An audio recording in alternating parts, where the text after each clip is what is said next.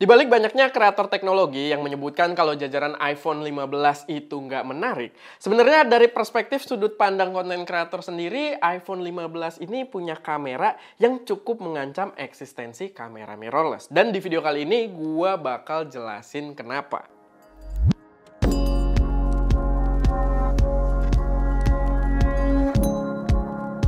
Halo semuanya, selamat datang di channel SM Media dengan gue Erwin. Dan pada video kali ini gue pengen bahas tentang kamera dan keseluruhan gitu ya, bukan kameranya doang, di iPhone 15 Pro dan juga Pro Max. Dimana menurut gue apa yang dibawa di sini lumayan mengancam eksistensi mirrorless, terutama di entry level mirrorless. Dan biar kalian tahu dulu konteksnya, sebenarnya banyak yang nyerang soal iPhone 15 ini karena update paling besar di generasi ke-15 ini adalah penggunaan USB Type-C yang udah berpindah dari sebelumnya itu pakai Lightning port. Ya banyak yang nyerang jelas karena USB Type-C bukan teknologi baru, itu udah jadul, Apple baru terapin sekarang dan membuatnya terlihat seperti sebuah inovasi yang padahal itu juga sebuah keterpaksaan ya, mereka harus ngikutin peraturan di European Union itu. Dan yap, gua tidak membantah itu sama sekali gitu. Memang mereka cukup terlambat gitu ya. Apalagi khas Apple, USB Type-C-nya pun antara yang 15 biasa dengan 15 Pro dan Pro Max gitu ya, itu dibedain kecepatan speed USB-nya yang ya pastinya melambangkan poverty banget gitu ya. Ketimpangan sosial yang kurang necessary menurut gua. Tapi ya itu khas Apple. Cuman perspektif yang pengen gua angkat di sini adalah apa yang di-unlock oleh USB Type-C tersebut gitu. Kapabilitas yang di-unlock oleh Apple dengan menghadirkan USB Type-C tersebut yang nggak boleh kita pandang sebelah mata. Karena Apple itu dari dulu kameranya udah lumayan superior juga di jajaran HP. Dan dengan dia pakai USB Type-C ini, implementasinya menurut gua membuka kapabilitas yang luar biasa yang nggak boleh kita pandang sebelah mata. Tapi gua kasih disclaimer juga kalau gua ditanya lebih ke mirrorless atau iPhone, gue pribadi lebih ke mirrorless gitu ya. Kalau kalian tahu, gue juga reviewer kamera gitu. Memang gue reviewer kamera, bukan reviewer HP. Tapi apa yang dibawa oleh iPhone di sini, menurut gue kita nggak boleh mengelak juga kalau dia mengancam eksistensi kamera mirrorless, terutama yang berada di jajaran entry level gitu. Jadi ini pun gue merasa ini adalah sebuah ancaman untuk industri kamera dan gue bakal jelasin kenapa. So ikutin videonya sampai habis biar kalian nggak ketinggalan. Tapi sebelum kita masuk ke pembahasannya, gue pengen ngingetin dulu kalau kita lagi ada lomba foto yang powered by Creature Preset ST Media. Lomba foto yang hadiah utamanya adalah sebuah kamera mirrorless. Jadi kalau kalian tertarik buat ikutan, sekarang sih udah banyak yang submit ya, dan menarik banget foto-fotonya. Dan kalau kalian merasa bisa menandingi mereka buat dapet hadiah utamanya yaitu adalah kamera mirrorless, boleh banget buat cek video kita yang bahas tentang lomba tersebut. Dan selama masa lomba gue berlakuin kode promo lomba foto buat kalian dapat diskon sampai Rp300.000, lebih dari setengah harga presetnya sendiri. Jadi ya jangan lupa buat ikutan kalau kalian memang tertarik dengan dunia fotografi. Balik lagi ke pembahasan kameranya sendiri, di sini gue mungkin kasih konteks besarnya dulu, dimana yang pengen kita bahas adalah kalau kamera iPhone 15 Pro dan Pro Max ini, menurut gue ya, itu bisa mengintervensi penggunaan kamera mirrorless buat kita-kita yang bikin konten dari awal sampai selesai gitu. Bener-bener mengubah peran yang drastis dibandingkan generasi-generasi sebelumnya. Dan yap, itu konteks besarnya, so kalian ikutin video ini sampai habis biar paham kenapa. Nah, untuk kameranya sendiri, dia buat main kameranya itu pakai sensor 48 megapiksel yang udah support pixel binning juga ya, biar low light-nya lebih oke. Itu pembahasan di ini berbeda, tapi pixel binning juga bukan Apple yang pertama pakai gitu kan, untuk teknologi sensor seperti itu. Dan seperti biasa, kamera iPhone dapat menghasilkan foto dengan kualitas yang benar-benar cakep karena dibantu dengan yang namanya computational photography. Dibantu sama chip powerful-nya mereka yang memang se-powerful itu setelah gue cobain. Dan nggak cuma buat foto, walaupun kalau foto dia pakai computational photography gitu ya. Tapi videonya juga sebenarnya sangat terbantu dengan komputasi chip mereka. Walaupun jarang terdengar kata computational videography gitu ya. Tapi chipnya sangat berpengaruh. Kayak contohnya mereka punya cinematic mode yang bisa bikin bokeh-bokeh ala-ala lensa dengan bukaan yang cukup gede gitu ya. Dan itu tidak pernah, paling nggak sejauh ini, gue belum lihat ada brand lain yang bisa recreate itu se-seamless Apple gitu. Apple dengan betapa powerful chipnya dan juga algoritma yang mereka gunakan, itu bisa bikin seolah-olah bener-bener kayak kamera yang pakai sensor gede dan juga lensa dengan bukaan gede gitu. Dan gue udah lihat yang dari Google Pixel, dari Samsung yang terakhir-terakhir ya. Mungkin yang terakhir banget gue belum lihat juga, tapi terakhir gue ngecek itu bener-bener jauh banget gitu dibandingkan dengan iPhone Cinematic Mode gitu. Jadi itu salah satu poin yang besar juga menurut gua, komputasinya membantu proses videonya. Dan memang itu poin yang membuat dia cukup kuat sehingga bisa kita agak banding-bandingkan dengan kamera mirrorless. Lalu dia dari generasi sebelumnya, itu dari iPhone 14 Pro kemarin, itu juga udah membawa stabilisasi yang cukup gokil untuk sebuah HP. Namanya itu Action Mode kalau nggak salah, yang sampai di channel ini kita pernah bandingin si iPhone 14 Pro versus GoPro gitu ya.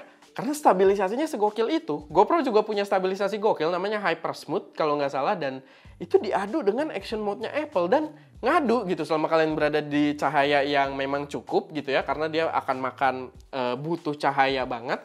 Sensor cropping juga, prosesnya juga lumayan kuat gitu ya. Jadi sebisa mungkin nggak ada shutter speed, ya itu pembahasan teknis. Tapi intinya itu bener-bener proper banget gitu. Kita bisa adu sama GoPro dan menghasilkan kualitas gambar yang lumayan par to par gitu. Lumayan mendekati, walaupun memang perbedaannya kalau GoPro ya kita bawa rusuh bisa, kalau iPhone pasti nggak tega gitu kan. Tapi ya itu, dia mampu mengeluarkan kamera yang udah mirip dengan GoPro gitu, yang sebagus itu.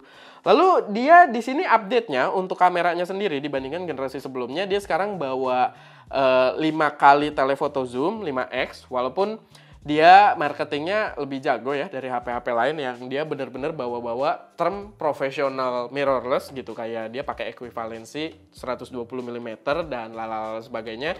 Cuman dia ada beberapa klaim yang agak absurd juga, kayak bawa 7 focal length lensa yang padahal itu gabungan dengan cropping juga dari lensa-lensa yang dia bawa. Sama untuk video, dia membawa ProRes lock. Jadi lock ini dia menggunakan flat data untuk video kita, gambarnya nggak terlalu berwarna. Dan pas gue lihat di videonya Mati Hapuja, kalau ya kita sambil tampilin juga di sini, hasilnya abis di grading dari lock ke video normalnya gitu ya, ke color space yang normal, itu kontrasnya cakep banget. Yes, gue masih bisa bilang ada gap antara dia dengan kamera mirrorless yang biasa kita pakai, tapi tetap itu mind blowing gitu. Dulu gue pernah nyobain juga kameranya Xiaomi, kalau nggak salah itu pernah bawa lock profile, itu meh banget buat dipakai, lock ala-ala doang. Gue juga sempat pakai iPhone 14 Pro kemarin, pakai ProRes. Warnanya masih lumayan kelihatan juga gitu ya. Mungkin ada problem di gue gradingnya sendiri juga gitu, yang masih obvious gitu, beberapa over sharpening dan lain sebagainya. Cuman maksud gue di sini dengan lock profile si ProRes langsung di HP-nya, itu pas kena grading bisa secakep itu gitu, yang membuatnya balik lagi gokil banget. Kontrasnya tuh berasa natural kayak pakai kamera gitu, kayak pakai kamera yang proper. Tapi tetap kesimpulan dari gue, dia tidak sebagus kamera mirrorless ya soal kualitas gitu, karena ranahnya juga kan banyak banget kamera mirrorless. Cuman diadu dengan yang entry level, sebenarnya dia bisa ngadu cuman tanpa interchangeable lens aja kalau dibandingkan kamera mirrorless. Tetap kualitas gambarnya cakep menurut gue. Cuman begini, kalau kita berbicara tentang kualitas video dari iPhone, itu memang udah superior di ranah HP dari dulu ya. Dan memang udah banyak banget content creator yang pakai iPhone doang buat bikin konten. Gue pernah nyobain waktu iPhone 14 Pro, itu gue juga bikin video pas nyobain ProRes-nya mereka. ProRes-nya itu filenya gede banget, itu sekitar 1,7 GB per menit.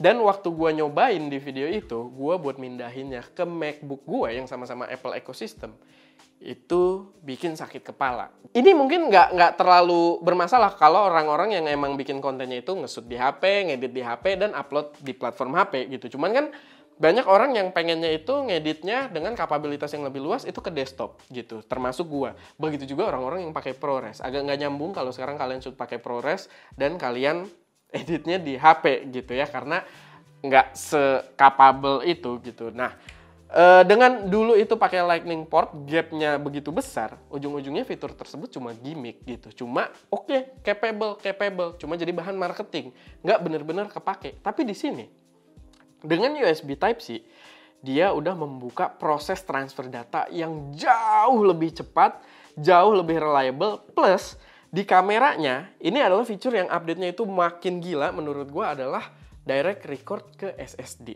Gitu. Direct record ke SSD. Maksudnya sekarang gue bisa bikin konten, kalau gue punya iPhone 15 Pro, gue yakin bakal disediain juga rigging-rigging kayak sama Ulanzi, sama Small Rig gitu-gitu. Gue yakin bakal disediain rigging-rigging buat HP yang bisa pegangin atau holder untuk si SSD kita. Lu sebagai konten kreator, lu pengen bikin konten dengan spek video yang paling tinggi, pakai si iPhone, pakai ProRes, pakai lock yang hasilnya kayak yang didemoin sama YouTuber-YouTuber di luar sana, termasuk si Mepti Hapuja gitu ya. Hasil kontennya bener-bener sangat-sangat menggiurkan. Dan kemudahan yang kita tinggal bawa-bawa karena HP selalu kita bawa juga gitu ya. Dan ya itu mengubah segalanya menurut gua gitu ya. Karena kemarin-kemarin buat orang-orang yang syuting pakai iPhone, gue yakin nggak sedikit konten kreator yang syutingnya pakai iPhone. Itu rata-rata ya mereka yang edit dan uploadnya langsung di HP. Atau kalau yang ke desktop dulu, gue yakin jarang banget yang akan pakai spek tertinggi videonya.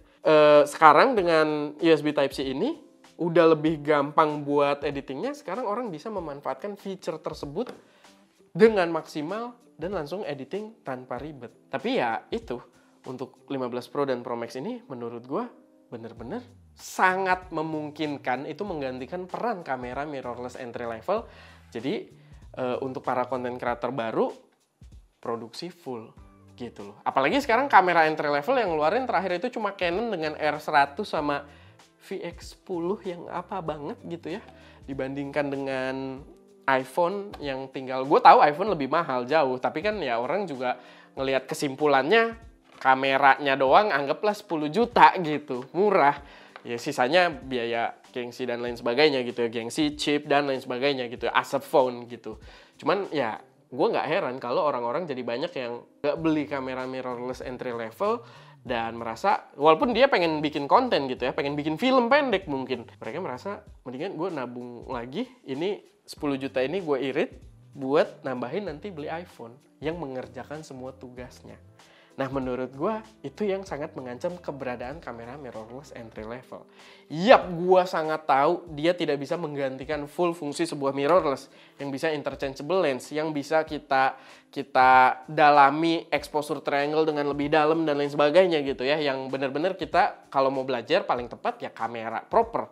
Tapi as a function, iPhone 15 Pro ini sangat-sangat cukup buat bikin konten gitu. Jadi itu yang membuat gue agak tertarik dengan iPhone 15 Pro ini. Walaupun ya balik lagi, gue sendiri adalah nerd di dunia kamera mirrorless gitu. Gue pecinta kamera mirrorless, jadi menurut gue ya kesimpulan menggantikan atau enggak, di ranah gue enggak gitu. Tapi di ranah konten creator entry yang pengen mulai bikin konten, jelas sangat mengancam.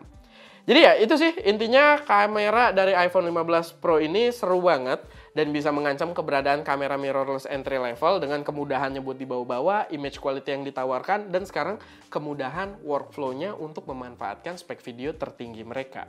Apalagi gue juga belum mention kalau buat foto dia ada mode tether ya. Walaupun ya itu sekedar mention doang, karena mode tether kalau kalian udah di level studio yang pakai mode tether malu juga ke klien kalau kalian pakai HP doang gitu kan. Tapi ya itu buat show off doang, cakep. Cuman ya itu untuk bikin konten video gue rasa lumayan mengancam. Tapi ya itu aja sih sedikit pembahasan gue. Balik lagi, kalau gue dapat akses ke iPhone 15 Pro, gue bakal cobain fiturnya. Kita bakal rasain workflow-nya bener-bener sesuai ekspektasi gue atau enggak. Dan ya kalau kalian punya koreksi, saran atau pertanyaan, silahkan taruh aja semuanya di kolom komentar. Mungkin nanti kita ngetesnya kayak gimana kalau udah ada akses. Silahkan taruh aja semuanya di kolom komentar. Nanti bakal kita pertimbangkan juga. Tapi itu aja, semoga videonya bermanfaat. Semoga bisa ya jadi informasi tambahan buat teman-teman semua. Kalau udah gue jadi ngulang-ngulang. Tapi ya itu aja, gue Erwin, di belakang kamera ada Wowo. Dan jangan lupa untuk berkarya.